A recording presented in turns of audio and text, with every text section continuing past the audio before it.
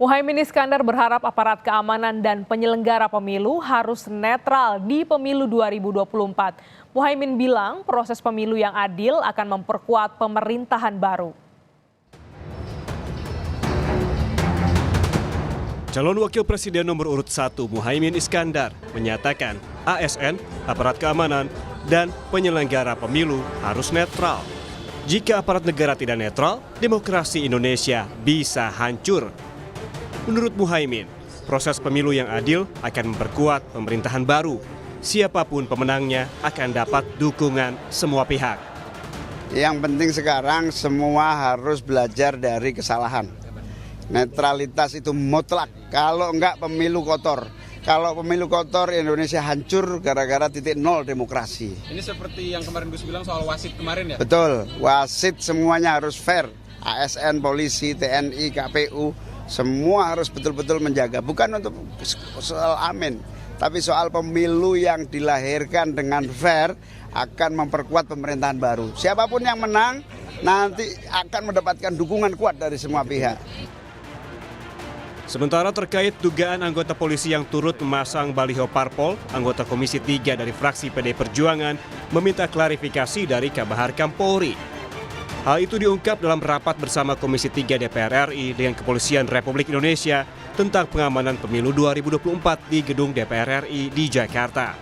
Anggota Komisi 3 dari fraksi PDIP, Safarudin, mengkritisi netralitas polisi jelang pemilu 2024. Makanya kan ini juga saya mau minta Pak diklarifikasi saja sekarang. Karena sudah muncul di media sosial ini.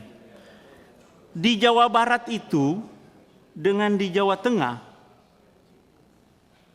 ya, itu kenapa PSI dipasangkan oleh balehonya oleh polisi? PSI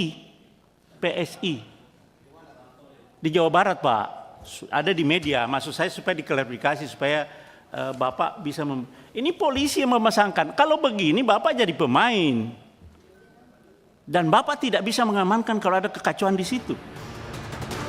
Menanggapi pertanyaan soal netralitas Kapolri, Kabaharkam Polri Komjen Fadil Imran menegaskan Polri netral di pemilu 2024. Fadil Imran menyebut Polri telah menyusun operasi untuk pengamanan tahapan pemilu 2024. Ada 3 operasi yang dijalankan Polri sejak 19 Oktober 2023 hingga 21 Oktober 2024.